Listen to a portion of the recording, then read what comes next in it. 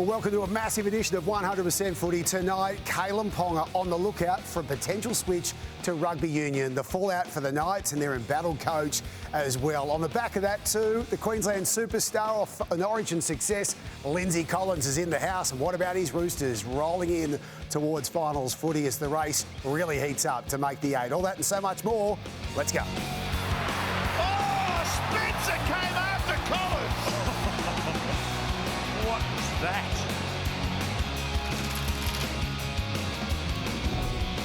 Yes, great to have you with us here on 100% Footy, a jam-packed show as always. Can you believe we're heading into the 20th round of the competition, 2 months and it's finals footy time. A lot to get through, so let's rip into it. The man that will have the gloves out on Wednesday night. Evening to you, Paul Gallo. Hey, James Bracey. Bit doing with you more shortly. Hello, Cameron Smith. Hello, Brace. How are you? Excellent. Nice to see you in the flesh alongside us. It's great to be here. Floating in the ether. Michael Chemis and Denny Widler to come a little later on too, journalists. That gets me worried. Double scuttle. Yeah, double the scuttle. There's a reason you're sitting right next to us. More on that in a moment. Top dog in the house. James, how you doing? Back 2 points on the weekend. Yeah, we did. Snuck in. Big trip to Townsville. Yeah. You can't say it's only early anymore. It's only early. Oh, please. It's only around 19. We're almost done. Long way to go. Long way to go. All right. What did you learn from the weekend it was, Gus? I can tell you this. I learned absolutely nothing on the weekend. Nothing. I was open to learning something. I was trying to learn something. I watched attentively, looking to learn something. I learned nothing. Ducky. Certainly nothing I can say on this show. Oh. A few Chinese meals. Secret meetings. You learned You something. can make up anything you like. Yeah. We don't do that on this show. Gal, what did you learn? Look, Queensland had a great win last week, much to my sadness. But one thing I always say about you Queensland is you eat your own. Even when you're successful, you still want to get stuck into one of your own. Darren Lockyer, one of the greats, the bloke who probably started the dynasty, was absolutely heckled and hammered by one of your fans in the sheds. Have a go at this. Big X. Mate, can I get a photo? I'll just interview him quickly and we'll get a photo. No. Yeah, you're right. How quickly they forget. How quickly they forget. Unbelievable. Who's old mate? What's he doing? I don't know. He's No happy idea. though. He double parked too on the mid-strengths. Cameron, for you? Well, the show just rolls on, doesn't it, Galza? Press conference, was it today? Today, right Today, in this press room. conference today. And there were a few barbs thrown across the room at one another, but I found out there's a food review going on. What? From Sonny Bill. Well, apparently Talk us through that, please. Well, apparently Sonny does food reviews, and he sort of got stuck into me about supposedly charging me mates $10 to come to a barbecue, and I had a lot of people contact me over that and say, mate, this bloke charges people to do food reviews. So. Well, let's just take a look at what happened today. You do food reviews? Keep talking. Do you charge people for your food reviews? Keep talking, brother. But you charge them between $2,000 and $3,000, I've been told. I've got a recording on my phone right now from someone who told me you Good charge. on you, bro. That's great. That's great, dude, Paul. I will is it see you true? on Is Wednesday it- night. I could not give Exactly. two So flying true. dams what you're So talking true. about. Your silence to this answer is deafening. You sit Your here. silence to this question is deafening. You are a scumbag. You are the a biggest scumbag scumbag, I've mate. ever You come are a across. disgusting human being. You walk around like you help the community and do this and that for people, and you go and charge small business thousands of dollars to help them. You're a piece of. Oh, Holy. oh wow. Gal. Galza. Yeah, I can see a rematch coming. That's what it's building for, you Yeah, reckon? it'll be a rematch. There'll be no rematch, I can tell you that. This is it, one and done. So the bout Wednesday night, but you got the weigh-in tomorrow as well. Wayne don't you? tomorrow, yeah. Crikey. Okay. Face to face again tomorrow. Yikes. Tune Okay. in, Why do you tune have in. to see face-to-face 2 days in a row? Well, ask the promoters that. It's their call, not mine. As long as you're getting paid, Gal. As long as that happens, yeah.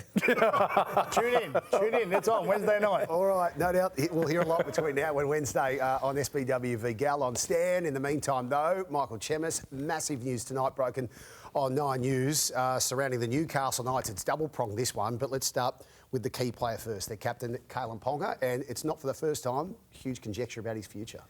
Yeah, James, a lot of talk about Kalyn Ponga's future over the last few years. He's got 2 more years to run on his deal with the Newcastle Knights, but revelations now that he's engaged the services of a New Zealand rugby union agent to look at his options going forward. Now, as I said, 2 years to run, $1.4 million a season, still running on that deal with the Knights. But it's my understanding that Kalyn's willing to walk away from the Knights if the right deal came along. Now, there's a lot that has to transpire before then. None more important than the Knights agreeing to release him. That's obviously a key sticking point in all this. But Kalyn Ponga is making all indications that he wants to leave Newcastle, and as I said, as early as the end of this season. So the talk and the expectation here is it's to go to rugby union. What about the NRL, another team?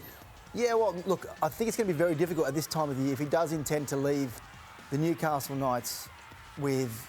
Yeah, we're talking about November 1. Most clubs would have filled their rosters, or most of their rosters, and salary cap for next season. It'd be very difficult. Not saying impossible, but difficult. And also, having spoken to people at Newcastle today, why would they help another team? Like, they've shown previously that they're willing to entertain giving Kalyn Ponga an out to go to rugby. They previously gave him a get-out clause in his contract, the previous contract that he signed, and they were willing to give that option up. They took that out, though. They wanted a complete guarantee that Kayln would be there till the end of 2027.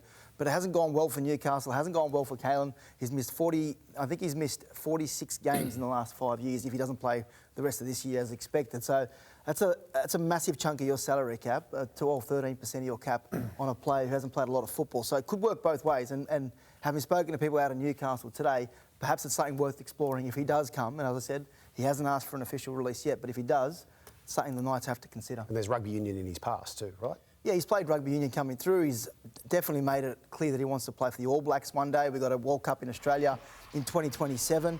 So if he's going to go and do that, there's a potential now to go and explore that opportunity. If he's, as I said, the agent that he's engaged is based in New Zealand. The other thing is there's big money in European rugby as well. Now, my understanding is it's not about money, this move for Kayln. The ambition to leave Newcastle is not driven by money, because he wouldn't be leaving the contract as the highest paid player in the game to chase money. I think there's a belief that there's, he's in the prime of his career. He's 27 now, Kayln. Like, if he's going to do something meaningful in his career, what he wanted that to be was a premiership with Newcastle. Maybe time is running out, and if he is going to do something special, he's got to move soon. Cam, it's the chatter that has never gone away, that there's a potential of the Knights captain wanting to go to the 15-man code. Yeah. Well, we just seen there, that was the vision of him in schoolboy rugby.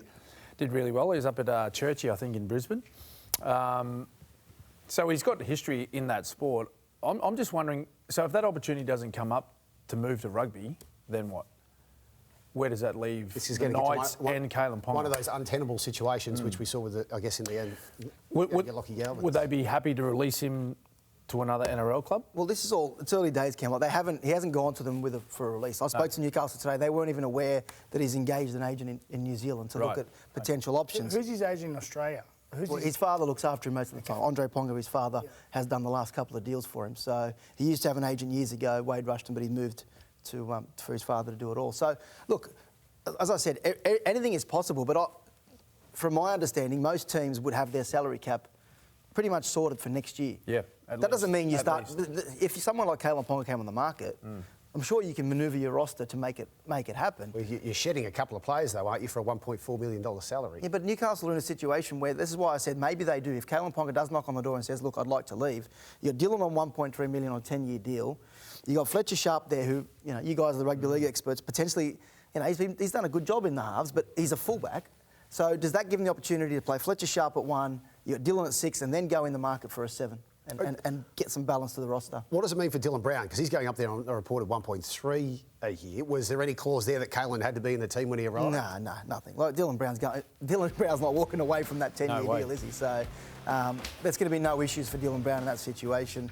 It's just a matter of what Kayln wants next. And now that this is out there, what does Newcastle think of it all? And where does it transpire? I'd love to see him stay in the game. I think we haven't seen the best of Kalyn Ponga, even though he's won a Daily M, as silly as that sounds. He hasn't really fulfilled the potential most people thought they would, and that I guess you measure that on premierships and success. What's Newcastle's attitude about the whole thing? Have you spoken to anyone from the club internally? Are they happy to let him go, you reckon? I wouldn't say they're happy to let him go, Gal, but there's also a realisation that perhaps if this did pop up, well, then you have to ask the question: what's the best for the future of the Newcastle Knights? The balance of the roster, because if you're going to have Dylan and Kayln there, both, Fletcher Sharp is not a half. Like, he's not a long-term half. He's a fullback. So do you want $2.7 million in your cap on 2 players? Like, it's a lot of money.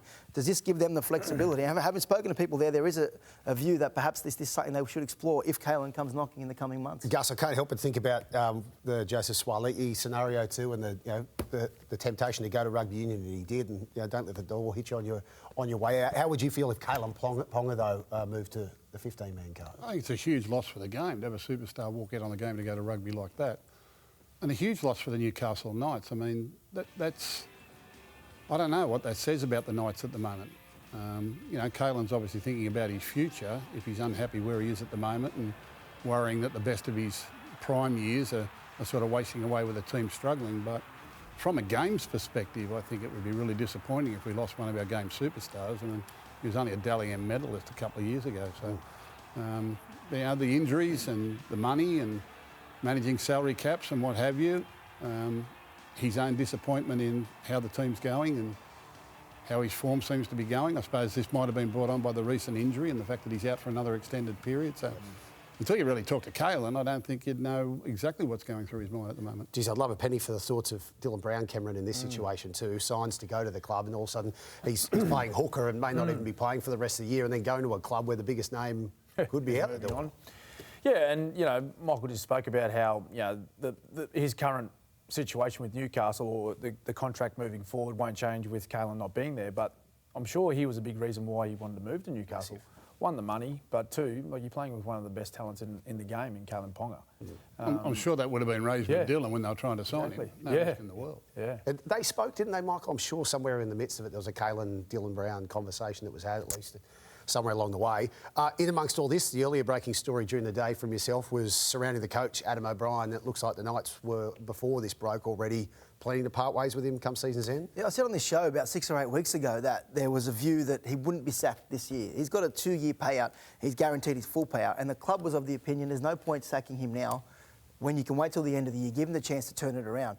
Now, all indications are the Knights aren't going to finish in the top 8. They've lost Fletcher Sharp, they've lost Kalyn Ponga, and now they're going to lose Dylan Lucas. It's going to take an almighty effort for Adam O'Brien to resurrect this team and get them into finals football. The talk out of Newcastle is they're going to move in a different direction at the end of the year. Now, the mail I'm getting is that there is a very, very high opinion of Blake Green. He's the assistant coach there at the club at the moment. You talk about Dylan Brown, Brace. Well, he was the one who was speaking to Dylan Brown about how they're going to play at Newcastle when he comes over. He's the one who sold the vision of what the football will look like at Newcastle with Dylan Brown at the club. So I think if the obvious question is why Blake Green is in the system at the moment. He's the attack coach. Well, I've spoken to people at Newcastle who say that he's very highly regarded. The players really love him. They think he's got all the attributes to be a great coach. They said sometimes the attack coach has to play the system or implement the plan that the coach wants him to. So you can't put the finger and blame on Blake Green for the way they're attacking. The other thing is he was in charge of their attack when Kalyn Ponga won the Dally M as well. So sometimes it works for you, sometimes it doesn't. But the other name is Josh Hannay. A lot of people now lining up for Josh Hannay. Cam would know how, speak to how good of a coach Josh Hannay could be. He's been at the Sharks as an assistant at the moment, missed out to Jason Riles for that Parramatta job and is, all reports, doing a great job with Queensland as an assistant coach there under Billy Slater as well. So I wonder if there are clubs who are umming and ahhing about making a move on their coach, whether or not they're worried about missing out on the next best coach. And more reports, if you're going after the next best assistant coach, then Josh Hannay's your guy. What about Willie Peters? Willie Peters was at the Newcastle Knights, wasn't he? Yeah, he's worked there. So he's now overseas. Is he spoken about anywhere? Yeah, definitely. There's a lot of talk around Willie Peters. He's doing a phenomenal job. Going back to Newcastle? Or? Newcastle, but also I've heard the Titans as well, Gal, whether or not he goes back there. But like I said, there are 3 clubs at the moment that people are thinking that there could be some changes. The Knights and Titans are definitely those 2, and there's a lot of talk around what happens with the Cowboys and underperforming under Toddy Payton. Gus, in this sort of scenario, when you've got a couple of clubs that are starting to get that back end of the year and realise that change has to come in the coaching ranks, all of a sudden can there be a bit of a who blinks first if there's only a couple of real contenders on the market to pick from? Yeah, well, whether or not this is true or not, I don't know. I mean, it just could be scuttlebutt or just speculation from the media about what clubs might be looking like because they haven't had a successful year or the year they would have wanted. There's always noise around these types of things. I really don't know what they'd be thinking. I really don't know if I was out looking for a coach at the moment who I'd look to try and employ. I thought all the coaches were fairly settled at the moment, to be honest. Seemingly not it. No, seemingly. No, look, at the end of the day, the way the competition was this year. Like, if you look a few weeks ago, there wasn't much between last place and 5th spot, really. And that's why a lot of clubs have just waited and sat back to see how their season pans out. It's now becoming obvious who are the teams that are going to break away into the 8. And I think with Adam O'Brien in this situation, if you look at Newcastle previously, when he first arrived at the club, there was a lot of conjecture as to the way it was handled with Nathan Brown, and that the fact that Nathan Brown got the shits of the fact that they had approached Adam O'Brien behind his back. And I think I think history may repeat itself. I think there's some feelers being put out about Josh Hannay. It's hard with Blake Green, he's in the club at the moment, but there are definitely some feelers being put out there about what they do next year. And like I said, it may not result in Adam O'Brien leaving, but at the moment the club's having internal discussions about looking in a different direction at the end of the year. All right, the future of the captain and the coach doesn't get any bigger that when they're under a cloud like they are at the Newcastle Knights. Thanks for swinging by, Chevy, for all the latest scuttle on that. Denny Widler coming up a little later in the show. After the break, though, our star in the spotlight tonight, the big man from the Maroons and the Roosters, Lindsay Collins, dropping by on the back of outrageous success for Queensland, and what's to come as his Roosters charge towards the finals. Stay with us. That's scored for New South Wales. The siren sounds, the Shields heading back to Sydney. An incredible effort by the players and the coaching staff. Michael Maguire, take a bow. Couldn't make a break. This guy is suddenly under a bit of pressure. It has to be a loser, and unfortunately it's us this year. This has been an absolute classic. Doesn't get any better. Origin 2025 is underway.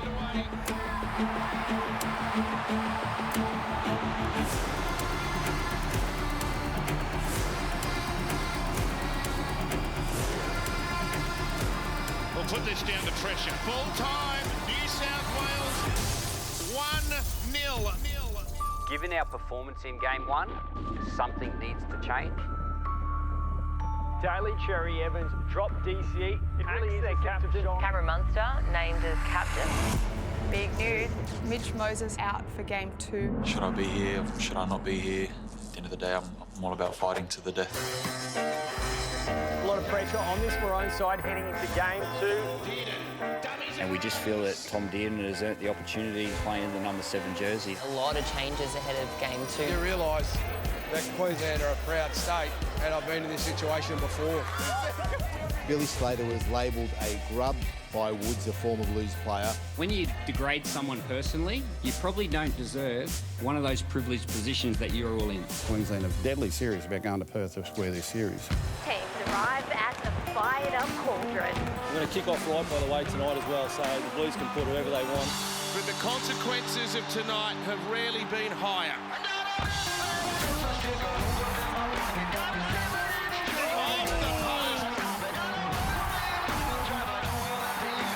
Dismissed and disrespected, Queensland have risen from the dead again. I just noticed Kalyn Ponga's come from the field. Hamaso Tabuai-Fidow getting fullback over Reece Walsh. Were you surprised with that? Gemmick Shibasaki makes his State of Origin debut. Josh Papali'i set to make a major comeback. I've still got that fire in the belly for the Maroons jersey, and I said yes. Cameron Munster's father, Stephen, unfortunately passed away overnight. Cam will exit camp to be with his family before rejoining his team for the game on Wednesday. Only one will walk away victorious tonight. New South Wales successfully invaded Queensland territory in game 1. Queensland left the West with hope still burning. The question now is, how does this end? Grant to Dearden, now Munster, out in front, Shibasaki gives it to coach. Queensland are going to open the try scoring. It's play on, Hammer, back to Dearden. Dearden sprints away to score. Harry tries to burrow, 6 more tackles. Surely New South Wales can't hold him out. He's over for a try.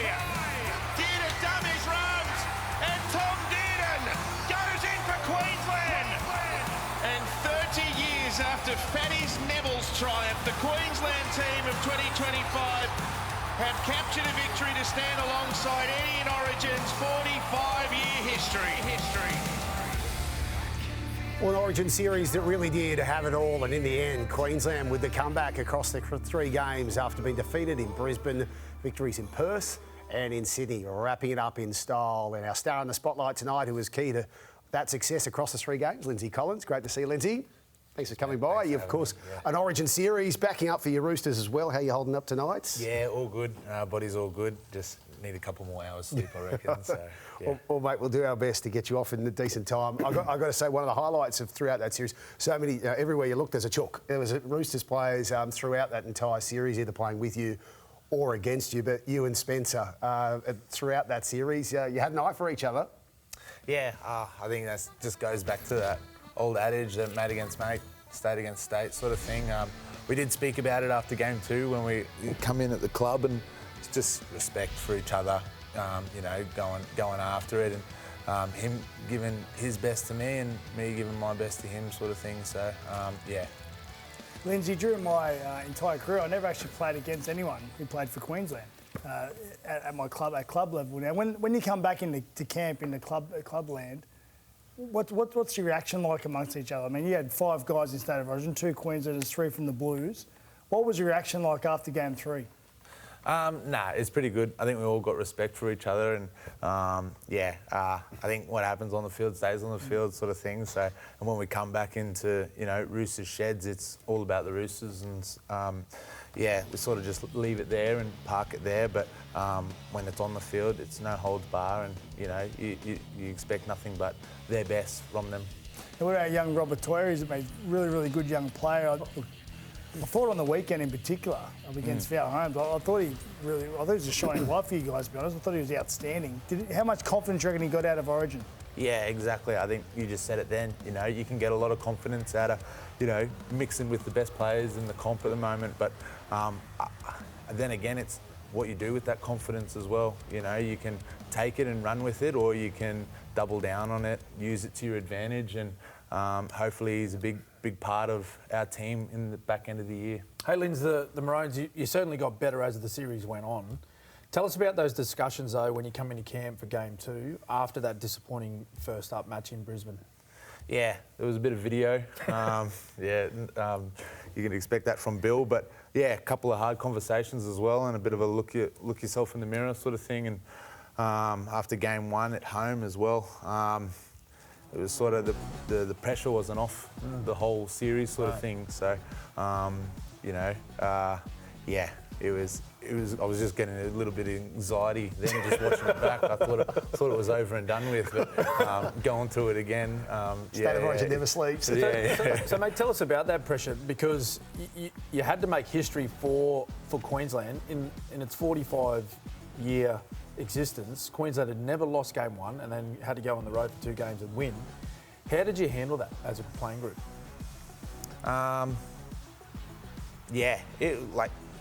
There was a lot of talk about it, obviously, and we knew internally, you know, what we needed to do, but I suppose we didn't look too externally either.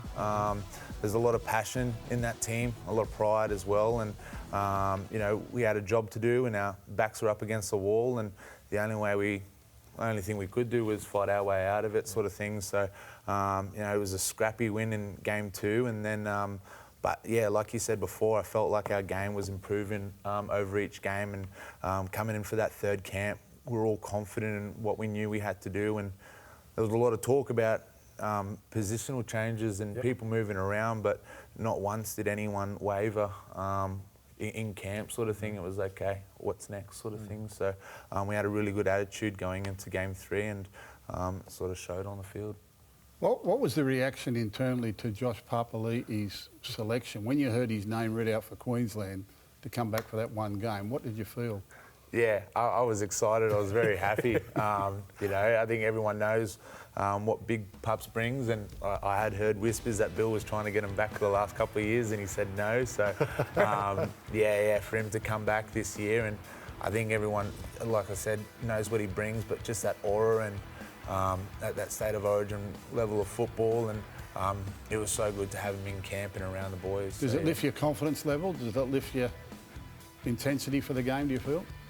Oh, no, I don't think so. Like, I think he's an addition to the team, but I feel like if you haven't got that intensity already, then you probably shouldn't be playing Origin football, sort of thing. So I think that was definitely an addition. It was a great addition to the team, but that intensity and that fire was there.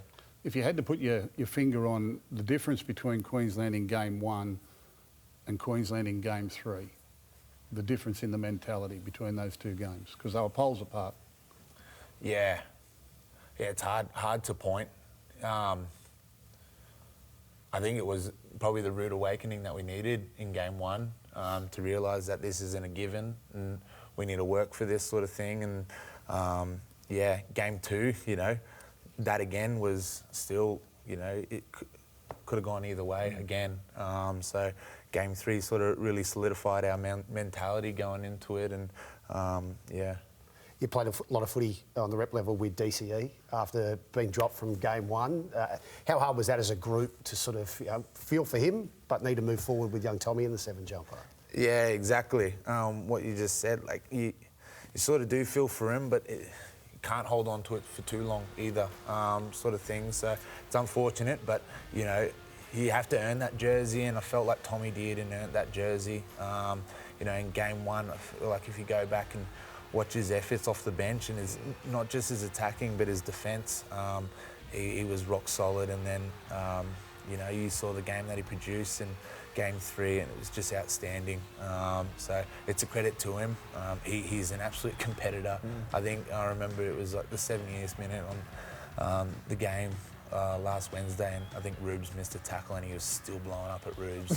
Yeah. So it just shows that competitive nature of him, little Jack Russell in him. So yeah. All right, mate, Origin's over. Let's leave Origin. Let's park that. We've enough of this. Well said, Gal. What about the Roosters, mate?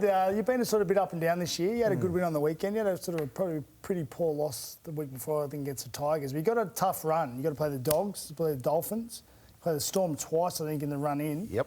Obviously, the top 8's the goal. Do you think you can get there? Yeah, definitely. There's full belief in our group, and it's been there since the start of the year, actually.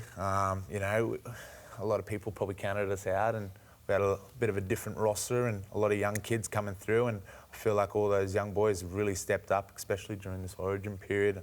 You know, it's unfortunate that we didn't quite get that win against Tigers, but other than that, that Origin period was pretty solid with 5 of us out there. So, but these guys are learning to play first grade footy week in, week out as well, and the talent that they have, it's you haven't even seen it yet. And you got Sammy Walker's back in the side now. He had a knee injury, but then broke his thumb in training, I think. So, but he's back now. Is he fully confident and fit, you reckon?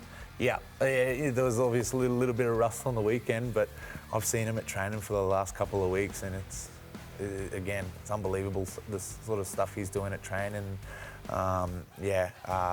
He's got it. I think Robbo sort of touched on it in last week, but the maturity he's sort of gotten from this injury, I guess. You know, he's had a bit of time to sort of think about his game, and he's come back a bit more level-headed. He's not quite the chaotic Sammy that you sort of see down in good ball, kicking on second and all that sort of stuff. He's got a measured approach about him at the moment, and I think he'll be a real big part of our run home. And with Hugo Savala injured, you've got Sandon Smith ready to go as well. All of a sudden, the stars can align at the right time of the year. Yeah. Well, I'm actually just hearing about Fluff getting injured first time right here. I didn't even know that. Scuttlebutt Central here, mate. Don't worry about that. I can't get my head around Victor Radley with the headgear too. That's going to take a while to get used to, but nice to see him back playing footy. Yeah, I heard he's floating around. He's either Steeden, Canterbury, whoever throws cash at him. So maybe just have a chat together. Smart, mate. Smarter than he looks. I tell you what, if you do make finals, you'll have earned it having a look at that run. Like Gal was saying, Storm twice, but there's no easy game there. Nah, and I think, you know, oddly enough, I think it's really good for us. I'm really excited for the challenge ahead. Like you see, you know, there's some really solid teams there, and you know, it's good sort of run home for us to sort of get our game. I can see a lot of live ball footy in that, a lot of finals footy in that run home. So, you know, it'll put us to the test, and we'll see what happens. How does the team go to the next level, Linz? Like, you're taking on a few teams there that are going to feature in the top 4, so Storm and Dolphins. Storm and Bulldogs, but then the Dolphins too, they're ultra consistent. How do you find the next level for your footy side to compete against those teams? Yeah, I think, it's all internally. I think last week, a lot of the talk was just internally, focused on us internally as well. I think we definitely know the style of footy we want to play. We've got a lot of young boys who want to play footy every play sort of thing, but, you know, it's about, boring football, kicking the corners and, you know, backing your defence as well. And I feel like we are starting to get that understanding of that type of football, which is is finals football. Lindsay, before we let you go, no doubt, SBW, former Rooster, you'll be cheering him on Wednesday night when he takes on Old Mate. Yeah, I got to go with SB. I'm sorry, Gal, but that's my boys. So, yeah. Too good. Any cheap shot we can get here. Mate, great to have you here. Well done on Origin, obviously, and all the best. Shark Park, early kick-off on Friday, the Bermuda Triangle. Thanks, guys. Thanks for having me. Good on you. Lindsay Collins joining us here. Our star in the spotlight tonight, stay with us. The Panthers, 5 on the trot. Can they really go from dead last to another premiership? Surely not. We debate that and so much more. The Good Father and the Goat with Gal is next.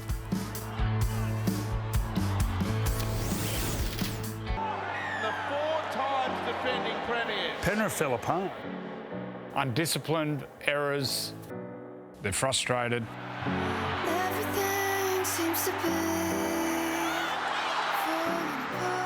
I felt for Penrith because they've been punished for their success. They've lost so many top-line players.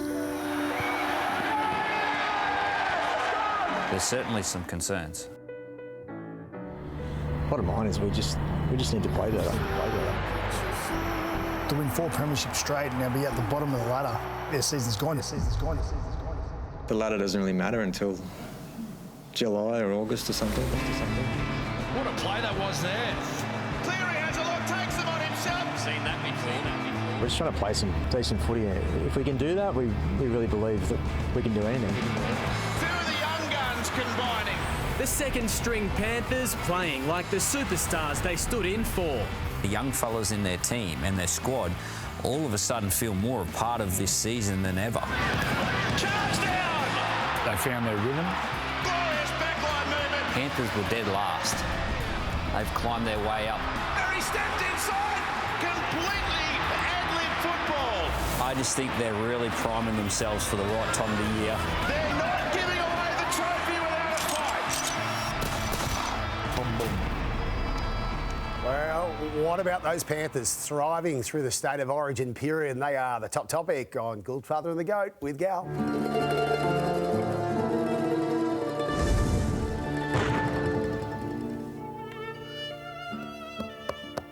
The best. Never gets old. I was hearing that music on the way home from Origin the other night. Quite apt, Someone really. had got to the blues behind the screen. Correct. The Mafia. Never trust a Queenslander. Alrighty, so back by popular demand to set this discussion up, my special ladder that moves from round 12 all the way to now, Gus. It's got so many buys in it. Keep your eye on the Panthers. 17th, round 12. Here they come, jumping up to 14th. The Roosters are worth a look here too, by the way, in 12th. There you go, Panthers 13th, Roosters up to 10. And now, bang, just outside the 8. We're only up to round 15 here. Keep in mind, all of a sudden they're in the 8 after 16 rounds. Origin's happening all around this. They keep on charging into 7th. And on the back of round 18, slip up to 6. And that right now is where they stay after their victory over the Parramatta Eels yesterday at CommBank Stadium. Can it be so that the Penrith Panthers can move from last to 6th and suddenly look like they could win the premiership, Gus? Not only can it be so, we predicted it. We've actually said all along. It's just a matter if they can put a few games back to back. They've won 5 in a row now. You leapfrog a lot of teams in this competition. On the other side of that, I've said several times that as games are played during the year, different games that I see played by some of the top sides, I kind of rate the games leading towards what it would look like in finals time if they were there. They're probably 3 of the top 8 or 9 performances I've seen this year. 3 Panthers performances in what they produced this year. So when they get it right, they're extremely hard to beat, particularly in this competition. And if they can get to the finals, then they're all going to be looking over their shoulder at them because they can play finals football. There's no risk in the world. They'll play finals. I reckon there's a possibility of finishing in the top 4. Boy. Big possibility. Well, Brayshaw, you look at their next 4. I'll read out their next 4 rounds because you like ladders. Oh, I love it. I love what's to come and what we're seeing. So they've got Souths, right? They've got Tigers, Titans and Knights. That's the next 4. So they could possibly win 9 straight. Now, when you hear Ivan talk about positioning yourself in this competition and timing your run and whatnot, it's all about producing wins or consecutive wins. If you have a clump of them, you're going to be in the top end of the competition. I think it's the way they're playing too. Remember the start of the year, the basic fundamental errors they were making at the start of the year was embarrassing for them. Like, you saw some of the footage there, Cleary just dropping balls and missing tackles and just being undisciplined, which are things we never associated with the Panthers at all the past 4 or 5 years. When you look at their game on the weekend, they played semi-final football, had a high completion rate, just got to their kick, just ground the other side of the ground. And that's the way they've won their past 4 premierships in a row. So they keep playing that type of footy. Look, you'd be brave to tip against them. This competition is amazing, though. You win 4 or 5 games in a row, and look where you are. You're well and truly up towards that 4. Well, they'll win 9. I'm telling you right now, they'll win 9 in a row. Then they've got Storm. I think they face Storm. They've got 3 tough weeks. Storm, Raiders, and I think your mob. Dog. I think the Dog. And then they finish with a team that's not sitting in the 8 at the moment, but they've got that odd number. I'm telling you. They've got a pretty motivated halfback as well. Oh, definitely, yeah. They've got that. They have that draw. Yeah. So they've got that 23, which could go with them or against them. Yeah. Interesting. Very interesting. You could almost not excuse their form at the start of the year. That, as Gal said, there were some very basic, some fundamental errors that they were making that very unlike Penrith. But you're talking about a side that has been up for a long time. They played in 5 consecutive grand finals, won the last 4. That's a huge effort to do that because every week that you take the field, Gal, in your 2016, everyone's coming for you. So you've got to be at the top of your game every week. They went to Vegas, they'd be tired. And so they've slowly come through that. They've worked hard at training. The formula was always there. Their game plan and their skill and their talent never left them. But they've just found that right balance now where they're just starting to hum again. And I'll tell you what, I'm telling you, those 4 teams sitting in the top 4 at the moment, they'd be looking over their shoulder big time. Yep. Knowing what's behind Great timing. them. Well done on the buzzer, as always, Cameron. Topic number 2 here, Laurie Haley's Blues. The clean-up. Gal, what does it look like for the next 11 months? Hey. The goat and the godfather. Go to them first. Let me chime in. What's it look like? Yeah, look, I mean, look, I love Laurie, and he was probably the greatest Blues player there was, along with, Freddie and Joey. But look, at the end of the day, game 2, they kick 2 goals, they win the game. So that's how close it is. Well, they win the series. They win the series, sorry, and that is the game in the series. Game 3, that they didn't perform. We all know that. For whatever reason, we don't know why they didn't turn up. Game 2 was similar. They started the game in Game 2. They scored first, and I think they just thought it was going to happen like it did in Game 1. It didn't happen, and Game 3 was similar. I remember that Liam Martin break down the right-hand side of the field, and they made a break through the middle. Latrell made one on the left-hand side of the field, played 3, kicked the ball on tackle 3. From that point on, it was all downhill for the Blues. So maybe they didn't respect the opposition enough on the field, but look, to go and blame the coach totally, I think it's a little bit harsh. I think they missed that man. I think Mitchell Moses was a huge loss for them after Game 1. So, look, it's over for another year, unfortunately. I don't think Laurie Day will get sacked. I think he'll have the job next year. So we can talk about it all we want, but I think he'll have the job next year. And hopefully for him, he goes out and gets the job done. New South Wales admin have come out and said that he's got the job next year already, haven't they? So he'll be there. And it's hard to point the finger at Laurie and his coaching for the loss of this series because I think there was some comments made from several New South Wales Blues players after the Game 3 actually apologising to the coaching staff for their performance.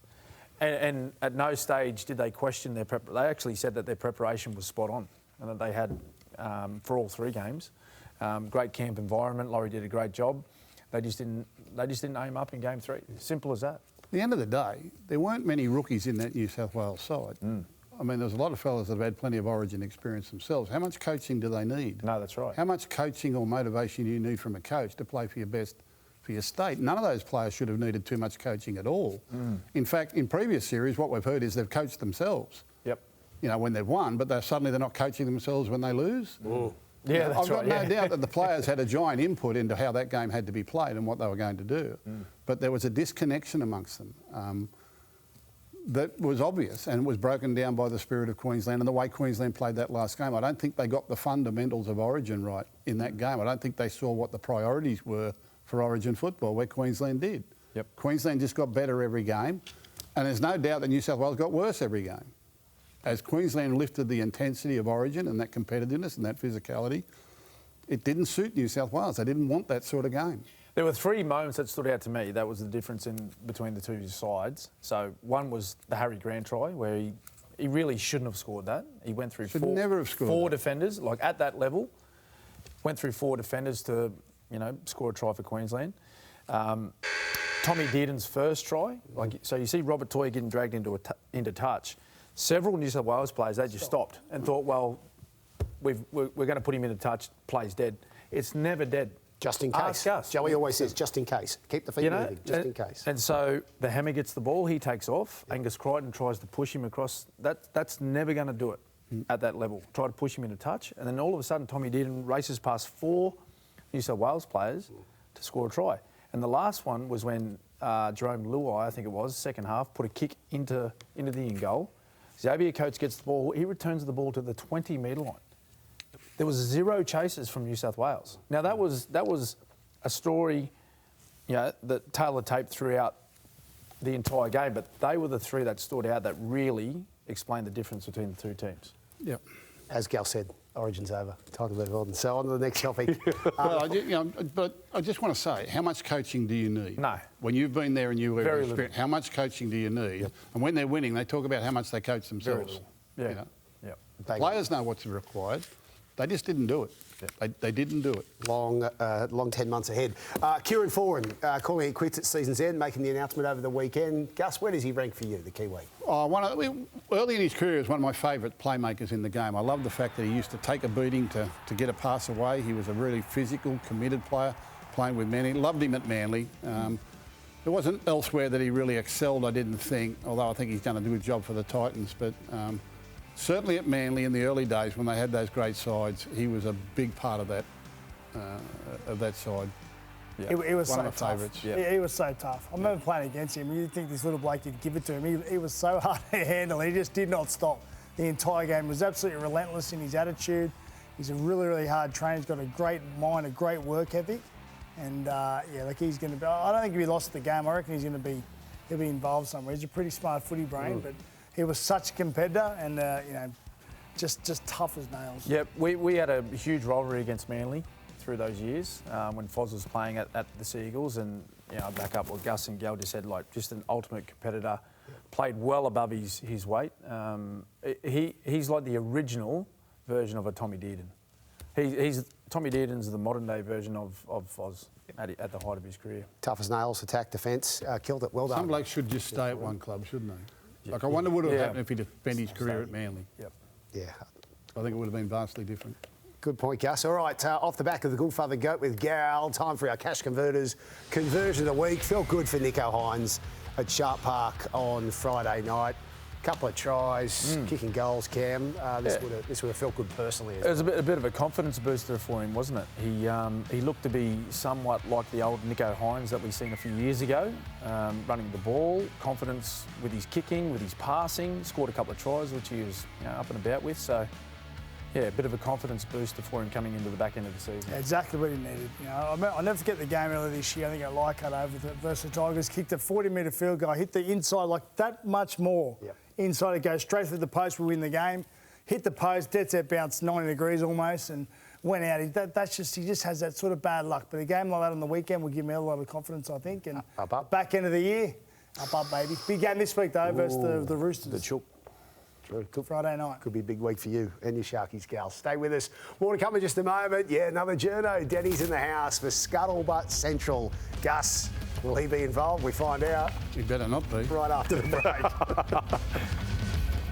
Scoop for us, Gus. A scoop. You know something else that you're not telling us. I might be wrong. Why lose this? I've got the loser. Well, he can't even done at the Dogs then if he's dealing in facts. Don't start me on this.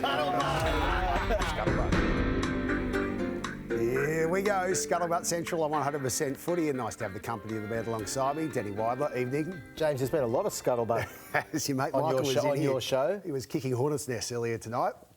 Are you going to be? That's the interesting question. We started the show with scuttlebutt. Yes, we did. You love scuttlebutt, Gus. Media. you media. Okay, first cab off the rank, the Melbourne Storm and their superstar number one. Well, we were talking about Kalyn Ponga and rugby at the start of the show. Ryan Pappenhausen. There's a concept that's being hatched around the world called Rugby 360, which is a Saudi-based or backed concept. And they're starting to look at players. And one of the players who's definitely on their radar is Ryan Pappenhausen. Right. Now, I've reached out to Ryan's management. They wouldn't comment about it, but they didn't deny it either. Now, this is a fair way down the track, obviously, but it's something that's in the wings. And it was interesting to see Mike Tindall at the Origin the other night, the former rugby star. He was there with Billy Slater and family, and he's said to be part of all this as well. And he's supposed to be someone who's heavily involved with this, and he was with the Queensland Origin team. I'm not saying he was getting a foot in anywhere, but there he was, the fox in the hen house. Wow. So, you know, there's some talk about it. And look, Pappy's been linked to moves out of Melbourne before, and he hasn't gone. So for Melbourne's sake, I spoke to Melbourne about it today, and they said they wouldn't be surprised if there was interest in Pappy in regards to this, because obviously he's a superstar player, and they're the sort of players that rugby would like to get their hands on in an interesting concept that's kind of been likened to an IPL style situation for rugby. But whether it takes off, we'll see. So it's rugby. Rugby. Have you heard about it? Yeah, there's been rumours talk about it, isn't there? Yeah, there's been some rumours about it. Still 15-a-side game? I don't know how the exact rules it'll go under, but you assume so, yeah. And there'll be more breakaway rebels. It's like Live Golf, but rugby. Probably playing for companies or like for Live brand Golf names, or something like a Nike or something, you know, as a team. So it's it'll probably be big money involved too. Sounds like genuine scuttle. Scuttle. Is there any scuttle surrounding? If Gal stays fit, do you think you get a run? Oh, he'd love a run. Captain coach, mate. Play rugby. Captain coach. It doesn't matter. Doesn't interest me, mate. The money does. No, now, I'm ready to retire this week. Done. Dogs. Gus. Scuttle. Now, look, first of all, there's been a lot talked about at your club around Reid Marnie and Toby Sexton leaving. And I heard in the last 7 days or so that they've actually addressed the group and explained the situation as to why they're leaving and how they feel about that. Is there truth to any of that? And did they talk to the group, or is that bad mail? No, they told the people that they were going to other clubs. Reid's going to the Cowboys for the next 4 years, and Toby's signed a contract with Kayln in France. So I was actually there that day. They got up in front of the room and just told them that they'd be leaving at the end of the year, but committed themselves for the rest of the season to have a good year going forward. We're all very thrilled for those players that they've got their future settled and they've got good contracts, and you know, they've benefited from their time at the Bulldogs. Can't keep everybody. Salary caps have got to be managed. That's just the way the life goes. But Reid Marnie and Toby have done a great job for us, and we'll be cheering for them when they leave. Gus, Lockie Galvin gets blamed for everything, even probably the Origin loss. Now, look, the fact that he didn't get blamed for the Origin loss? I wouldn't be surprised. Yeah. He didn't play last week. Is that in line with the brand that you're saying, that he's there for 3 years, not 3 weeks, or are you just trying to teach him? Is Cameron trying to teach him, the coach, or what exactly? I was surprised when he didn't play, but apparently that was the plan all week.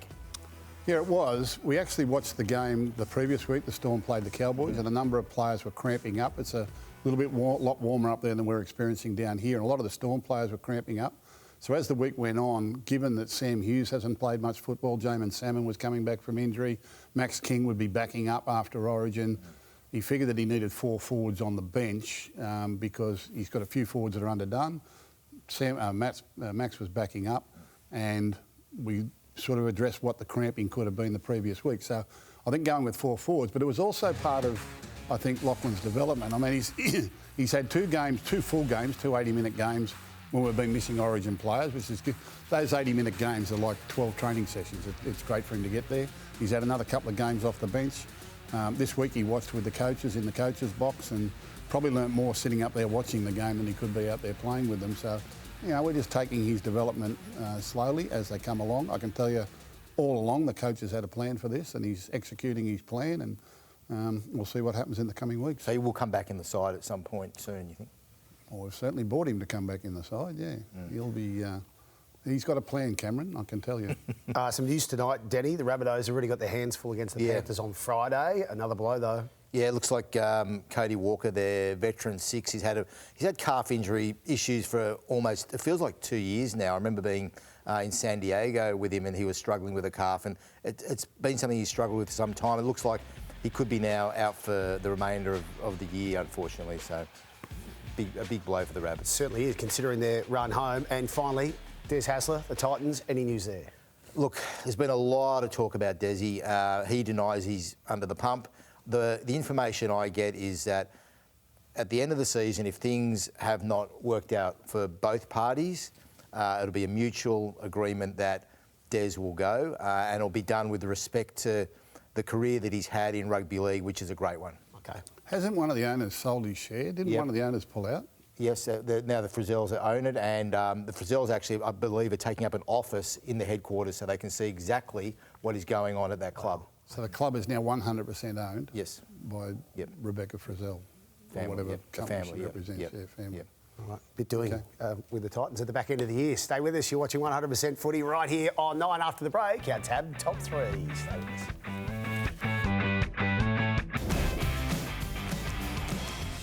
Welcome back to 100% Footy, our tab top 3. We're looking at NRL and NRLW magic moments. Fullback on fullback, Gal. Gotta love it. What about that for a tackle? Great tackle. The first game back in New Zealand for the Warriors girls. So, bang, look at that. Great shot. Fullback on fullback. Don't know how often that happens, but that's a great tackle. Brilliant stuff. Number 2 tonight, Bailey Simonson. Wait for the flick. Oh, Gus. Yeah, well, he's double jointed. I've tried to get that around the arm. I've been practising that in the lounge room. I can't get my arm to bend like that. To get that pass going backwards on a flick pass like that, that is extraordinary. Well done. Brilliant stuff. He did the flick, and what about the put down too from Lomax as well on a pretty rough afternoon for the Blues star. Well done to Bailey Simonson. Could watch that all day. But number 1, we're giving it to Toby Rudolph for the Bermuda Triangle on Friday night. Comes in with a touch. How did he get it? Whatever the hooker's got to be filled. He should have dived 3 metres earlier. He would have scored for sure. But I'll tell you what, Toby Rudolph just never ever gave up. Look at him. He's 2 metres in front of Toby there. He just had to dive a metre early. He scores for sure, but Toby never gave up. It's the biggest moment in their season to date. That's the biggest moment in their season. He scores that try, they lose that game. Yep. You know, they turn around and go to the other end of the field, scored a couple and closed it out. But Toby Rudolph saved their bacon there. He's pretty chuffed with himself too afterwards. As well. Wasn't he? What? He's a former Dolphin, isn't he? Yeah, he played the juniors up there. No he claims the fin. No fins. No. He claims it. No. Stay with us. That's your tab top 3. We're going to wrap things up with our predictions for the round of footy ahead. Back right after this. Alrighty, the round ahead, round 20. Unbelievable. Gal, who you got? I'm going Dolphin, Panther, Warriors. For you, Gus? Even Gal can get those 3 right. Dolphin, Panther, Warriors. Mate, the Cowboys, God, they killed me on the weekend. They'll shoot pretty straight on the weekend. Hard to go with. Gus, any words of wisdom for your mate at the end there ahead of Wednesday? Keep your left out, son. He's ready to go. Good luck at the weigh-in, Gal, and good luck Wednesday night. The big bout, of course, on Stand Pay-Per-View. It's going to be a ripper. Thank you, Gal. Thank you, Gus. Thank you at home. See you next week. Bye-bye. This has been another presentation from Nine's Wide World of Sports.